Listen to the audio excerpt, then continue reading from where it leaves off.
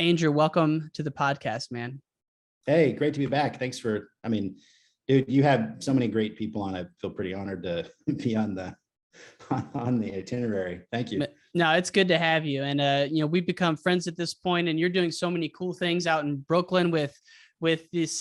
You got a wrestling club that you've been involved with. You have a business now, Willpower Bands, and so I want to talk about all of it. And we were just kind of mentioning you started this journey because at COVID, gyms in Brooklyn were shut down. And for people who don't know, whenever I hear Brooklyn, I just think Soviet Brooklyn. Like it's just tons of ex-Soviets out there. So just kind of before we even get into like the COVID shutdown and the bands and the club, tell us about this crazy Soviet wrestling culture out in Brooklyn. Sure. So, there's not a lot of sports in New York City. And part of the challenge, there's not really a culture, certainly not a wrestling culture out here. It's very limited. I remember, so Becca Leathers is like the Beat the Streets women's team coach now. And I remember talking to her about, she's like, holy shit, like I didn't think that my job would be part culture building and coaching, but like, there's just not a lot here. And so, and it's not for a lack of talent. It's just a lack of infrastructure. There's just so many things that the city affects, like we talked about this before. My son's going through this right now. When you apply to junior high and high school, you have no real say over where you go. It's a lottery system. Which is crazy because it's so like, if you live in one of the boroughs, it could be an hour and a half, 2 hours to get to another borough, right? Yeah. And, they try and make that better. Like you're promised to get a school within your district, but your district might suck.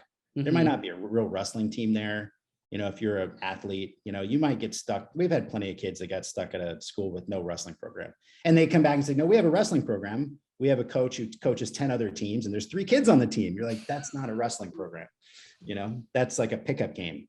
Right. And so, there's just not a lot of structure to build feeder programs. Like if you're a high school coach, why invest in an elementary program, and so parents pay through the nose for this. And so, if it's not a sport that you didn't play before, you don't have much incentive to go find it. Mm-hmm. Because it's expensive, especially if you're like middle to low income, like you get priced out. It's $250 a month minimum, and most places you get like 45 minutes of a session a week for $250 a month. Wow. Willpower is different and you get 3 practices, an hour and a half to 2 hours, but the economics are really tough. And is it because property is so expensive that you can't, like, to be a member of a gym, it costs that much just to pay the bills to keep the lights on? Oh yeah, man. We're talking, square footage prices are nuts. There's in my area, right, which has kind of an old industrial area that's kind of become like an amusement park for sports, like sports centers that sell classes. Mm-hmm. And you're paying $60 a square foot a year. Wow. The economics are just impossible. Yeah. So, it's really tough to find culture around sports that, typically don't make a lot of money. And, wrestling, like 75% of wrestlers in the country make less, come from families make less than $100,000 a year. Like you just can't build a program in New York City like that when cost of living is so high. It's really tough. Mm-hmm. But they're so into wrestling. The Soviet community is like so behind wrestling, they make it work. And there's just a really great concentration of former Soviet Republic Americans in Brooklyn, in South Brooklyn, in what's called Brighton Beach, right? I'm sure, Mm-hmm. If anybody knows about Brooklyn wrestling, they know Brighton Beach. And there's just such a crazy concentration of wrestlers down there. I remember one of the first practices I went to when my son wanted to wrestle, I found this club. We walk in and there's Damir Zakardinov, who is the coach and founder of the club, and he's a 3-time Olympian from Uzbekistan. And helping him out, there's like another world team member from Uzbekistan. There's an Olympian from Belarus. There's 2 junior national coaches from former Soviet republics. They're just there for a year to learn American folk style. And then you got like Yuri Volensky, he's a famous coach from Ukraine. He's coached Olympians from the USSR back in the 80s. He's in the Hall of Fame, and he's like the 85-year-old godfather out there. And you're just like, whoa, this is nuts. Like, where do you find a concentration of wrestling talent like this anywhere? Yeah. You got to go to, the Hawkeye Wrestling Club. And even there, it's not even that level then. yeah, it's crazy. And they're coaching kids, It's like Wow. I'm like telling we're in the back of this like beat up boxing gym on like scraps of mat, and my son doesn't know anybody. I'm like, dude, you have no idea how lucky you are. Like this is, he's like, what do you mean? I'm looking around and, there's like, dripping water from the ceiling, no, drinking fountain. What do you mean? This is but it's just such a rich wrestling culture. And, it's unfortunate you don't see more of them in college because they're just, as soon as they hit high school, it's like, That's crazy of me. Like Yeah. I just two things. One, is there not like a private school in New York City that loves athletics and has a bunch of boosters that will pay the best middle school kids to go there? Does that kind of structure exist or not Yeah, really? but there's only so many weight classes, True. Yeah, Yeah. it's few and far between. So Yeah. when you think about this area of Brooklyn with all these former Soviet Republic, now Americans living there, I love how you said that there's different clubs based on like there might be a Georgian club or like an Uzbek club or like an Azerbaijani club. That's pretty sweet that they still like they're that close in the community. Yeah, I mean, you're the first generation, right? That when you come, you're looking for, the reason why you moved to Brighton is you're looking for comfort. You're looking for something, Mhm. And so it's easy to, I think, fall into your old communities. Plus, there's just old ties. If you come there, you probably see new people. Yeah. Um, What did you learn about Demir's journey to the US after being a three-time Olympian in Uzbekistan? I learned that most people in the United States don't give a shit about what kind of success you have abroad. I mean, the guy drives, was driving a truck until 6 months ago. Three-time Olympian. And the guy's a Baryshnikov, man. Like that guy, his technical understanding of the sport is just, I got involved in part because I just wanted to learn. Like he's an incredible resource of knowledge, not just about the sport, but about, what it takes to have the right mentality to continue to succeed, even with the tough circumstances he had. I mean, he came up, during the fall of the Soviet Union. And for those who don't know, in the Soviet Union, all the clubs are paid for by the government, or were. Mm-hmm. And they had like a really tight central system. Like we do the regional training centers now. They had this like very tight hierarchical kind of training system that you'd go through to make your way to to Moscow or wherever to in the national training system. And when all that funding fell apart during the fall, like a lot of athletes were left scrambling to try and figure out what to do. It was a big departure of talent. And so, yeah, he just has a really incredible story. And I think that, he just had so much has so much to teach people, and me, I feel like a student and learning about how to work through those hardships. And that's kind of why when we started the bands company, we adopted Willpower as part of our branding, because we see the mindset as important as the exercise, as the product. Yeah.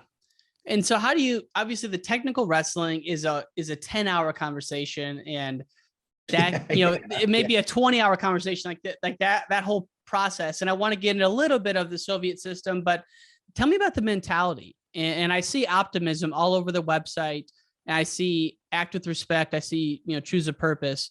How does that kind of form into the mindset that you picked up from Demir over the years?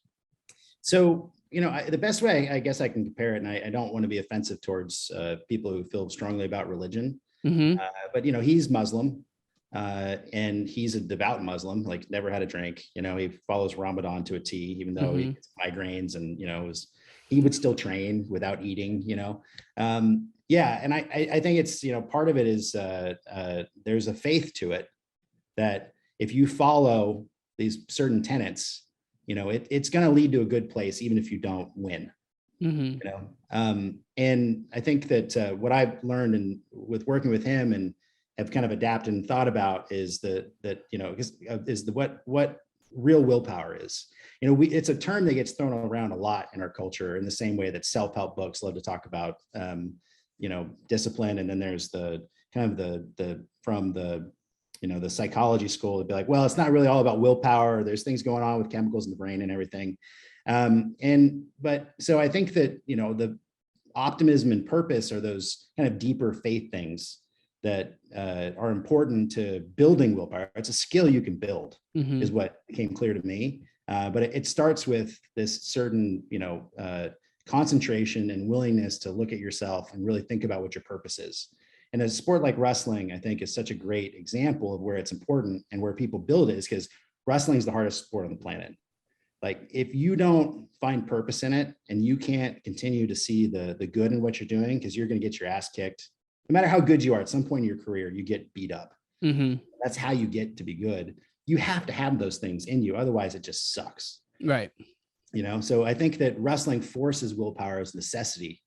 And so I think that, and part of the reason why I think it became part of our brand was our first case studies beyond wrestlers were people who were struggling to recover from injury. Like my father had back surgery, and he was, he chops, he lives in the woods, he chops wood, he plays golf, and like he loves to work, and he couldn't work for like 2 years. Wow. So I just sent him a pair, of our lighter set. And I said, I didn't show him how to do anything. I said, just attach these somewhere to the wall and fight with it. Your body against the bands, and see what happens. He called me back 2 weeks later. He's like, I'm chopping wood again, Wow. Love it.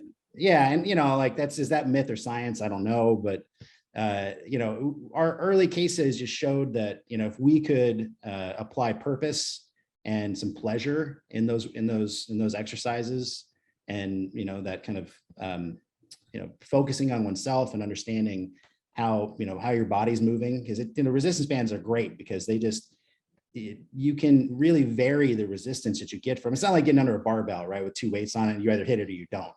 The bands you can adjust on the fly from movement to movement to hit the right amount of resistance, the right pace, that they become kind of universally applicable.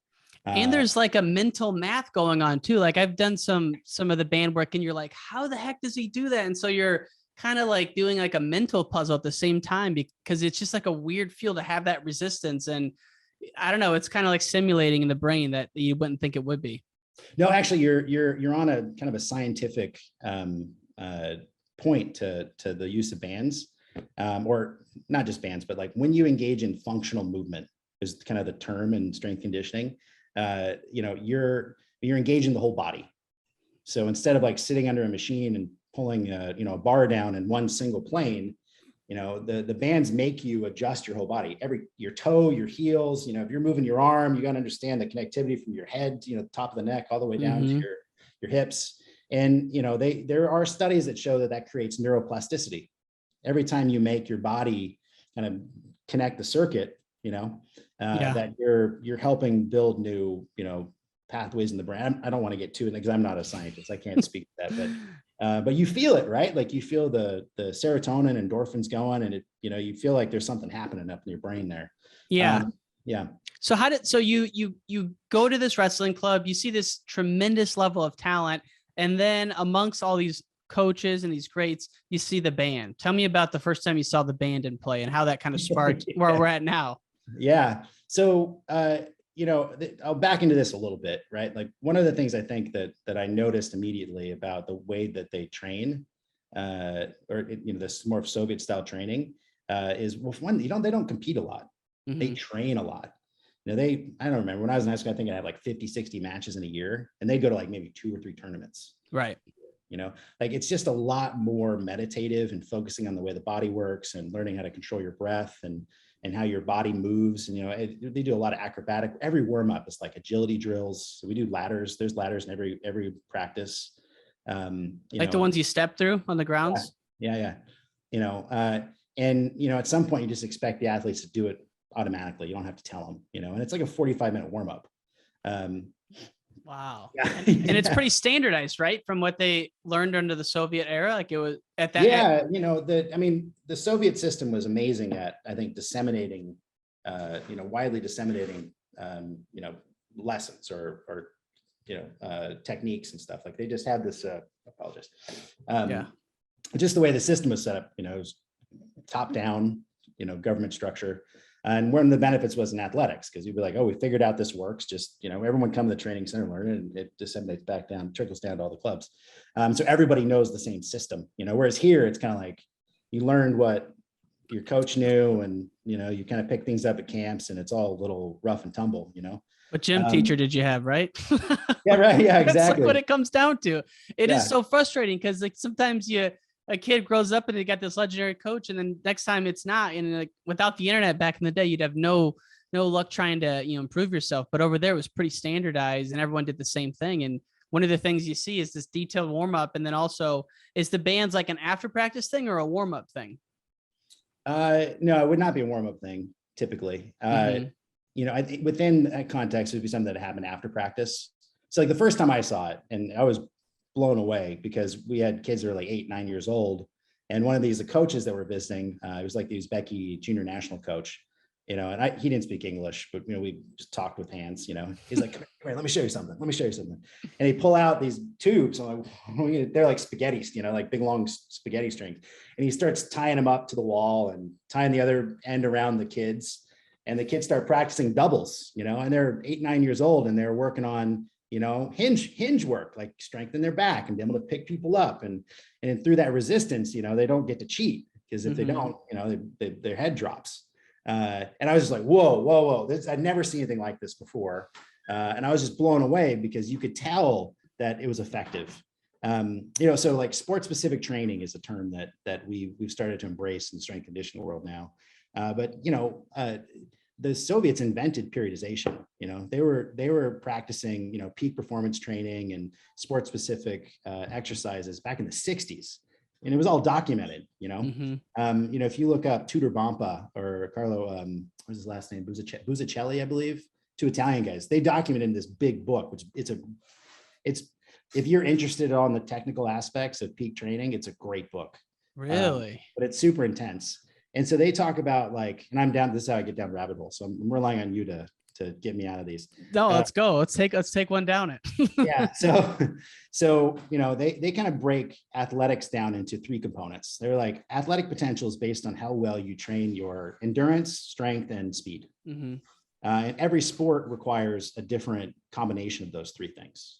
Wrestling is actually mentioned in the book as one of those that doesn't get to have any particular focus of 2. There's always the rule of 3s, like you get 2, you don't get the 3rd one. Mm-hmm. In tech, it's like fast, easy, cheap, you get 2 of those. Mm-hmm. But wrestlers have to like hit the pin right in the middle. And I'd replace for wrestling endurance with stamina. I think stamina is, a little bit more applicable than endurance. We're not marathon runners. The thing about the bands and how that matches up with that is that one band can do all 3 of those depending on the weight and the pace and the weight and the pace that your exercise is going at. And then by doing that, you get to kind of adjust one of those 3 components. Mm-hmm. And so, I think that in my study, I'm sure there might be someone from the community that knows better than I do, but in my study, the bands were most effective and after practice when there was one of those 3 components that needed to be worked on within the context of the training for the day. Yeah. And it's when you think about how it can hit on all 3, I watched some of the videos. If you, for example, double up the band, you increase the strength from 16 pounds to whatever, 40 some pounds. And you can do more like power squats, or you can tie the band to but put the band on your ankle and do different things like that. So I just love how you guys document and show all the ways you can use the band for those 3 categories: the strength, the speed, and the endurance. Yeah. So in fact, I'll show you a little video clip that I just got posted today. Excuse me. Yeah. Share it real quick. So everyone else can kind of get a feel, because these videos, but I'll play this one so everyone can see it. Yeah. There's no audio. There's actually a cool soundtrack to this. Some good music. It is. I've watched it. Yeah. So you can see here being able to run through your shot series, firemen's, right? Working on your counter kicks, duck unders, even the stand-ups, right? So you're working on that explosiveness, getting off the bottom. Your throws, pummeling. Pummeling's great. If you haven't pummeled yet with these, it's a great workout. Your sprawls and suplex. I mean, you can hit when we talk about sport specific training, you can hit just about any move you can think of in wrestling, maybe not some parterre stuff, but all the fundamentals from takedowns to escapes and throws with a set of bands. the thing I think I appreciate the most about the Soviet training philosophy is it's all about training better with less, right? Like, how do I get as much out of this as possible with the least amount of money? Right. Don't put a Fitbit on me. Teach somebody how to read their own heart rate. And isn't that how the bands got started in World War II when there was like a lack of materials? It's such a cool story. And again, I just have to caveat this between like myth and fact. Yep. If you know any Russians, like it's always a little, you gotta be careful, But the story goes that during World War II in Eastern Europe, gyms were gone. They had no place to train, right? I mean, in the middle of the war. And so they started trying to find, scrappy ways to continue to get the workouts they needed. And using 6-foot long tubes of rubber proved to be a pretty good substitute for getting a workout with a partner. Because as you can see, like, I want to practice my doubles, I'll put those on. If I want it to, be about technique, I go slow. If I want it to be about building stamina and, what more match pace, I go faster, I get heavier weights. And so, they learned that you could effectively get a pretty good workout in and be training the mind around the dynamic stereotypes that you use in wrestling using bands. And then after the war, the Soviet training machine saw this, and they put some science behind it and did their thing. They made a program out of it and just started disseminated everywhere. And so that's why now, you see a set of bands basically in every Soviet club. Yeah. Brian Medlin, who's the head coach of the Illinois RTC, goes to, I think it's Ossetia. Yeah, Ossetia every year. And their wrestlers have a couple things. Everyone climbs ropes, yep. Everyone has a jump rope, and everyone has a set of bands. Yeah. And it's just like that simple. And like, and they do plyos. Plyos, yeah. You see a lot of that too?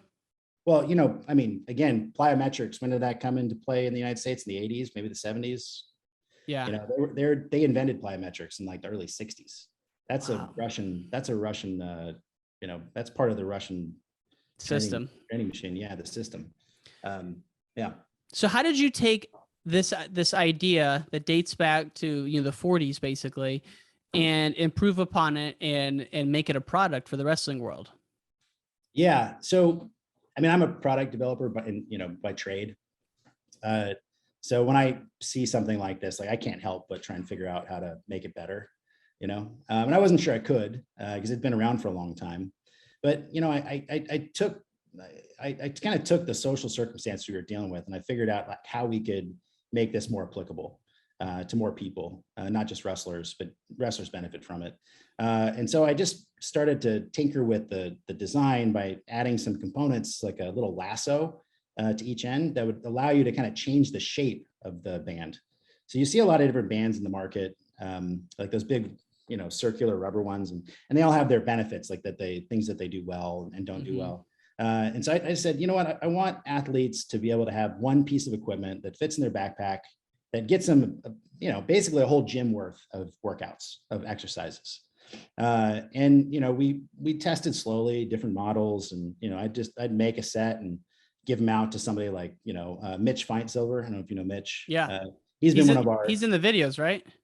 Yeah. He's been one of our supporters from the very get-go. He saw me actually. So I brought a set for Vlado Inchkashvili during he was doing a clinic. I brought him a set. And he, well, he's being polite to me. He really enjoyed them. And I've seen him on Instagram using them, so hopefully he likes them. And Mitch saw him, and he came over. He's like, wait, I need a pair of those, So I had to run back out of my truck and, get him a set. And he comes out, and he's a great guy. He's been coming out and training, on the bands with us. And he does these videos with us. He wants to help out. So he's been great. But working with him and like understanding the challenges that athletes like him, and we worked with a lot of athletes too, but just to see the kind of functional movements that they needed to achieve to kind of build the sport specific strength that they needed, I figured like, okay, I can make a band that does all these things, everything from your shots and stand-ups, but also squats and military press. So we kind of created this system. Oh, sorry, hold on a second. No problem. This is the notice telling me I'm supposed to go pick up my daughter from school, which I don't have to do today. But so we created a design that would allow all of these exercises to be completed. And it's, what's funny is as soon as we kind of created this universal design, and I can show it to you because I've got, oh, you ready? This is you're going to see a product reveal. We finally got some Let's of our see it. back. Let's see it. Yeah, it comes in a little bag, Love it. Yeah.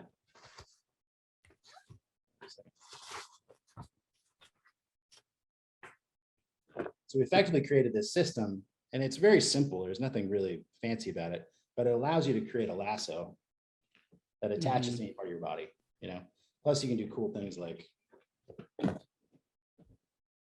turn it into a,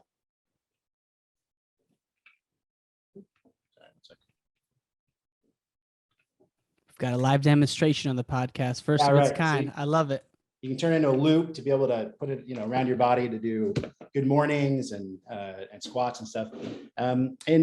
So we just wanted more versatility because I think that COVID showed us that we have to stop being so reliant on large training facilities and thinking about our own community where there's just so many people don't have access to those because they're expensive. We wanted to be able to create a training system that was, more open and available to people, So we're like, if we can just make one product and sell it for, under $100, like it replaces 15 pieces of equipment in your house, like that's a value add to everybody, Yeah, definitely. And we've been talking, in my mind, I forget where we started the recording and stopped, but this kind of all started during COVID because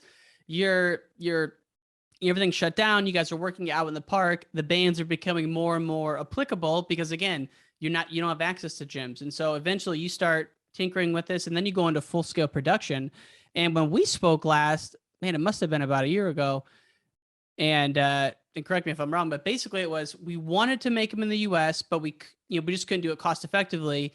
And so you had to look elsewhere for the product, but you wanted to assemble them in the US. And now you've kind of gone another way. I mean, talk to us about some of the manufacturing and supply chain challenges. Sure. So, I mean, a couple things come out. Like we've been selling these ad hoc for 2 years. Right. And basically I just take, if someone emailed me or direct messaged me, I'd make a set for them, and I'd sell them basically at cost because I didn't want to charge people for them. We didn't have a real business in place. But when you move to having to outsource, production, they're just certain, you have to hit certain quantity targets before it makes sense, as a business. And at the same time, what I've kind of figured out is that most people didn't want to pay the premium for, what an American product would cost. Understandably, right? Like not everybody has that much money to spend. So really we wanted to be able to provide people the chance to have a unit that was affordable. But if they wanted the like real high end rubber and American made rubber, handmade in the United States, like we still want to be able to offer that. So it's really about accessibility. Because, when the whole market is playing one way, it's hard to play the other way and compete, So we've kind of tried to split it up so that we can create an affordable product that still meets good quality standards and is going to give you a great workout and do everything we wanted to do, which is why it's taken so long to work through the supply chain. Because we've been kicking back companies left and right. We'll get samples made somewhere, it doesn't hit our quality standard, and we send it back. And it's like, try a new one. But at the same time, we do really want to sooner or later be a USA made only product. And hopefully at some point I figure out how to do, sliding scale prices on the same product, because we'd love for everybody to get that. But, there's just so many supply chain challenges that make it really hard to do that. Typically in the US in manufacturing, when they see that they can't compete at lower cost units, they just keep moving up the market, right? So their target customer is further and further up the scale. So like we've been using rubber that's actually made for high pressure machines. There's like PSI, 1,000 pounds plus, or something like that, like crazy, like really heavy duty stuff. But we're competing on a price point with like big factories, not exercise bands. All the exercise bands are made in Mexico or China. And so, we're working through it, to figure out how we can make this work. But everyone in the U.S. supply chain, for the most part, they're like, really, you're going to sell a American-made band? Really, you're gonna figure that out? No one else has, so. So like really? even those like rogue ones that are like not, I mean, those are very, very short. Cause like I'm imagining you put them around your legs when you're doing squats. Those aren't really made here either, or they're doing them in such a high number that it works out for them. I haven't checked there specifically. They might be making, I know Rogue is big on US made, Yeah. but they're a powerhouse. I mean, I'm a startup, they've got a lot more negotiation power. And I also bet the length of the band changes things a lot, because yours is so like the wrestling ones are quite a bit longer than the traditional bands. Yeah, it's way more rubber, and rubber is the most expensive component. And to get a little bit into the global, supply chain challenges, China in particular, does the government does everything possible to try and lower the cost of production to make their manufacturers more competitive in the market. We don't have in the United States that same support infrastructure, at least from what I can tell. So it's hard, I think, for companies to even try and get into that lower price point of the market. I mean, this is really kind of geeky business stuff. I don't. Well, I can empathize with you, because in my line of work, if you want to buy a piece of hardware that goes in the data center, it's 7 months backlog right now. And your chip manufacturers are really getting hit. Yeah. So how many? Go ahead. Sorry. No, I mean, I could talk about that for a while, but I was just gonna say, how many iterations do you think you've gone through that you've like paid someone to actually make that you would have used if it would have met your standards? Are we talking like 5 or like 20? At least a dozen. Wow. Yeah, that kind of like repetitive, like improvement process I just find fascinating. I don't know why, but just kind of going through and fixing the errors and kind of moving forward through that process. Yeah, and so I'm used to this for a living. I guess I do it for a living now too. And when I talk to clients about this, and they'd say, "Well, tell me the process," and I'd say, "You know what the process is? You have a flashlight and you're exploring the galaxy. That's the process. Mm-hmm. The process is retrospect. At the end, you look back and you say, okay, that's what the process was, and you hope that the next time you do it, it's kind of similar. But it's always, especially if it's new, it's going to be, a kind of a unknown exploration. You're leaving the shore, and you hope you get to the other side of the ocean. Yeah. And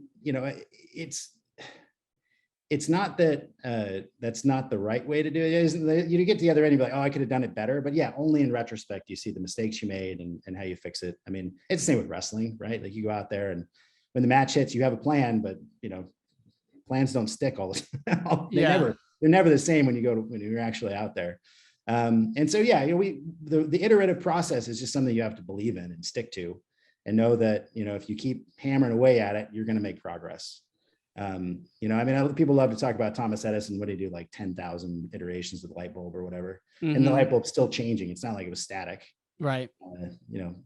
Although we're still kind of slowly making progress on light bulbs. We're finding that LED, that took long enough. So yeah, but it's for us, it's about sticking to certain principles. Anybody who works on this project, I don't care if they're in marketing or in production, everybody has to use the band. If they don't use the band, they don't get a voice. Mm-hmm.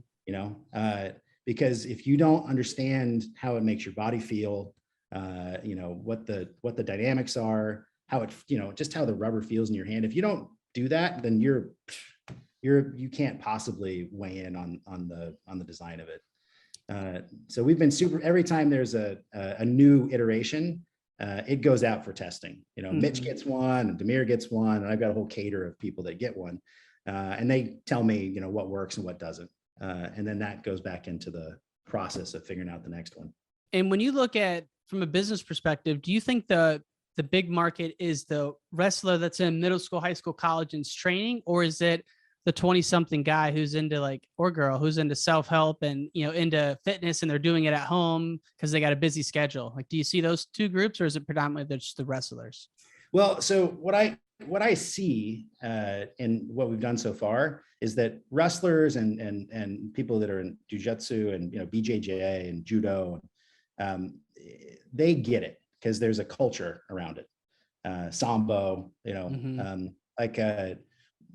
we have a pair that's in one influencer's hand who's a BJJ coach in Idaho, and he's got a pretty good following. And as soon as he pulled him out of the bag, he's like, "Oh yeah, I get it," you know. Whereas I think on the general fitness, like everyday athlete side, it's a new philosophy for most people, and it's a bit of a nascent concept in strength and conditioning now, which is more sports specific training.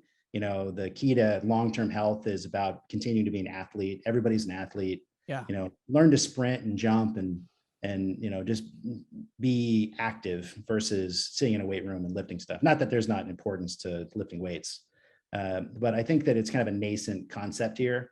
And you can actually see it in the SEO keyword, you know, strategies that people employ. People are still talking about, you know, arm exercises and leg exercises. And we talk about full body stuff, you know, like, you know, cross body symmetry. And you know, it's just, these concepts are, I think, just kind of starting to emerge. And we're part of that. And so one of the in between points between the culture of wrestling and jujitsu that gets it is performance training. So if we go back to the, you know, periodization concept of, you know, speed, stamina, or speed, endurance, and strength, the speed component is, you know, this piece that people are saying, like, it's great for athletes and it's great for everybody. You know, learn to do plyometrics, learn to jump, learn to run. And so we've actually focused a lot in the last 2 years working with a performance school to put a whole kind of program together about how to use these bands for basic performance training. Really? For all sports, basically? Yeah, here, like, oh, this is going to take me just a second to pull up. So this might be a cut, but we should. No problem. Yeah, so like here's like a functional movement series we put together recently. Here it is. You know, so you hear this concept a lot, like push, pull, hinge, squat, lunge, carry, right? Carry's tough with the bands. There's a couple things you can do, but we hit push the rest. So like here's just kind of like a quick demonstration, you know, where like it's all full body movements, but you are, you know, have certain focus areas. So like this is obviously like a push exercise, you know. Oh yeah, so here's our squats, you know, I was just showing you that way to loop it. It's like, here's a good, this is actually a, you know, good mornings. Oh, this is actually really tough. If you haven't tried this one yet, this is brutal. To get out to that iron kind of cross. A squat, then do a high pull with the band, do an iron cross. Yeah. Wow. So like these are side lunges. So you can see here it's at the waist, right? So it's really about thrust, the push off, you know. So like, and then overhead squat, like this is great. This is a great workout. Our biggest band, I've never seen anybody be able to do an overhead squat with this like this. It's really, you know, so like, oh, those power lifters out there are like, oh, bands don't provide enough. You know, talk to me about sending you our biggest one. That is tough. Well, this reminds me though of like two things. Here's what hits me. One is like, it reminds me of the kettlebell, right? Because like the kettlebell used to be kind of like this Russian thing that no one did. And then, yeah, I don't know if it was Joe Rogan or whoever, but like I heard about it through Joe Rogan. Now I got a bunch of kettlebells. All my friends got kettlebells. And it's like, you feel like you're an athlete doing it. And you feel like you're not just doing the normal stuff. So it's exciting. But then the bands, you know, I got outside of wrestling, you know, Tom Brady's massive into bands because of injury prevention and pliability. Not the same kind of bands, but just that concept of like being able to work out and not have kind of like a weightlifter's body, but a functional body, I think is more popular than ever. Yeah. And so like in the middle between the functional movement for everyday athletes and the very sport specific stuff for grapplers and wrestlers, you know, we're finding a lot of value in performance. And so like, here's a great example, broad jump. So this is plyometrics, right?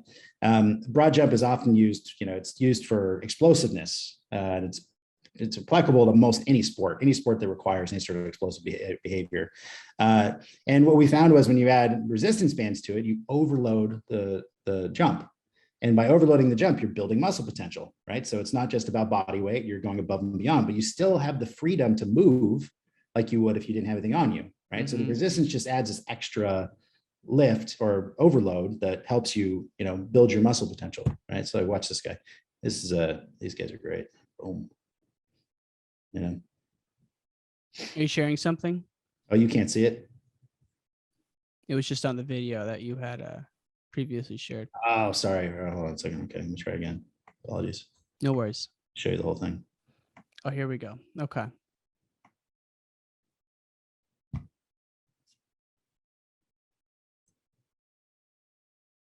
Yep. So this is what we call harness mode. You know, you put those loops around your waist. And so like that little band right there, it looks little. It's like a 24-pound resistance, but it's doubled up. It's 48 pounds. You're jumping with 48 pounds pulling you back. Like that's a lot, you know? Mm-hmm. And I think what is so cool about all this is that like anytime you see innovation in wrestling, it gets me excited. And this is started with a niche in wrestling, but obviously there's applications for any athlete out there. But yeah, I mean, I just think it's so cool to have someone like you in the space, bringing all your inventor and product knowledge into the wrestling world. And, you know, for folks who want to buy these now, what's the best way for them to do that? And where do they do that at? Yeah, sure. So we have two product lines right now. Like I said, we have kind of a consumer grade one, which has a lot of safety bells and whistles. So like that one I just showed you, you can buy that on our website. Our release date, I believe, is we're looking at mid-June for our first inventory to come in, but it's on pre-sale now, so you can get it pre-sale. And this one has like you know, a safety cord installed so that you can't stretch it too far. There's some things that we did to make sure that, you know, if you don't know how to use bands, you're not going to get hurt. And then we have a Pro Series that I still make by hand, and it's all American-made rubber. And, you know, there's a premium on that, and we'll have that on the website soon. I just got about 100 units in, so I've got a short run I can sell in a few different weights. But right now, depending on when this, you know, broadcast, you just direct message me on Instagram, and you can cut this later, please. But you know, I've never been in the business here to make profit.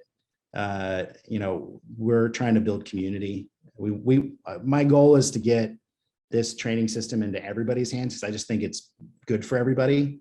You know, and so, you know, it's kind of a sliding scale price on those. You know, like I have guys who email me, they're like, dude, inflation's killed me. Can, you know, I get this on discount? Yeah, dude, just, you know, right. Pay me for my time. Yeah. But yeah, so if you want to, okay, now back at. So if you want to buy the professional line one, which are, you know, made for grapplers really, and people in performance training, just direct message me and we'll talk through, because in part, there's some customization can be done, you know, depending how tall you are, what you want to use it for, you know, we can right size the band so that you get the most out of it. Awesome. And so the Mercury and the Atlas on the website, those are the ones that are more general public. Sure. I mean, they'll work for wrestlers. Don't get me right. wrong. They're great. But you know, the Pro Series gives you a few extra, you know, a little more freedom, because we don't have a safety cord in it. You can stretch it farther. Got it. You know, so you can get, you know, so resistance bands, what's cool about bands is that they're variable resistance. So it's not like when you lift a weight and you say, okay, the weight's 45 pounds, that's always 45 pounds. A band is actually, the farther you stretch it, the more resistance it has. Right. Right. Makes sense. Yeah. So, and I actually have a cool video that shows that.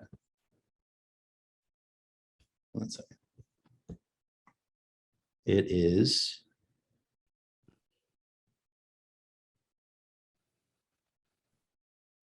Man, what do I do with that? It's an Instagram. Maybe it's Instagram. I'm like terrible at organizing my. Do you do all the content yourself? Yeah, I do all the content myself. I don't see it anyway. You know, so a band that at like 2 times its length, like the Mercury, is 15 pounds, but at 3 times its length, it's 24. Right? That's the resistance you get. You know, at 4 times, it's like 36. You know, so it's got this like funny resistance curve. And so our Pro Line series gives people a little more freedom there to get more resistance out of it. Whereas our consumer grade ones, we want to make sure people are safe. So we put some stoppers in there so you can't, you know, go too crazy. If you get dumb and like this, you've probably seen me talk about this. It's something I learned in college: tough smart versus tough stupid. Okay. Refresh me on this one. Okay. So back in college, we had a coach, and this usually happened after like someone got arrested over the weekend for doing something really dumb. You know, he'd like come into the room and be like, listen, you know, I know all wrestlers want to get tough, and you're like, you know, you can tell me he like had a migraine from having to think about this shit and how many times he's probably told a team about this. They're like, listen, you know, we all want to be tough, but there's like tough, smart ways and tough, stupid ways. let's stay out in the tough, smart quadrant, Right. Of course, then one of our teammates, I remember this is great. He walked up and he put like a Z axis up. He was like, yeah, but there's also funny and not funny, you got to take that into consideration. Right. So, our consumer grade ones help people not do tough, stupid stuff, Makes sense. Yeah. Where our pro line, lets you be a little more, flexible. Well, I think it's awesome. And like you said, even if, yeah, I'm sure I mean, I hope the business grows exponentially, but even if, at the very least, you're getting this new system into people's hands. And like, I see this applicable for every Beat the Streets facility, every, wrestling club, certainly. And there's just so many applications for it. Even for adults, Oh, absolutely. And so I'll show you what we're doing to help make that happen. So I've been working with trainers and coaches and such to help. Oh, don't look at that. Need to see my sales. Hold on a second. Is to kind of create a training framework for everybody, right? And so what we did was, there's like, I don't know, 12,000 or 1,200 different sports in the world. So we tried to find, and this will evolve over time. I'm sure people are going to see this. I'm going to hear all sorts of shit about how I didn't do this right. But we tried to organize sports into like 40 marquee sports that represent different groupings of biometric requirements, back to the speed, stamina, and endurance. And so we're building programs. It's nascent, but we're building programs for all these different sports. Mm-hmm. And, it allows us to put these libraries together where we have applicable exercises. So, again, when we talk about prioritizing community building and dissemination of this information over sales, like this is for us, it's as important that people learn about all these things that I've learned. I mean, I consider myself a novice at this, quite frankly. I learn something new every day. Yeah. And so this library builds with every time we get a new subject matter expert involved, so that every sport can start to understand the application of these different, different ways to apply the methodology. Right. Well, I think it's awesome. And I'm just so glad you were able to come on the show and share the message again. Any last words before we sign off, Andrew? Am I supposed to talk about how wrestling changed my life? You can. Yeah, you can. We haven't really talked about that much, but yeah, you were a Division I wrestler at Stanford, and obviously wrestling's been instrumental in your life. Yeah, we could sign off with that. Sure. I remember we've talked a little bit about before. I think the most important thing I ever learned in wrestling was, and it's the only sport that awards you for this, is when you get taken down, you got to stand back up. Right. Yep. It's the only sport that you get points for that. And I just can't stress, I think, in 30 years of retrospect on what wrestling has done for me and all the trials that I've had in life, the fact that I always learned that, it didn't matter if you got taken down, it mattered if you stood back up. I think that's the most important thing I've ever walked away from the sport with. Awesome. Excellent way to sign off. Andrew, thank you so much, my friend. Yeah, it's great to be here. Appreciate it.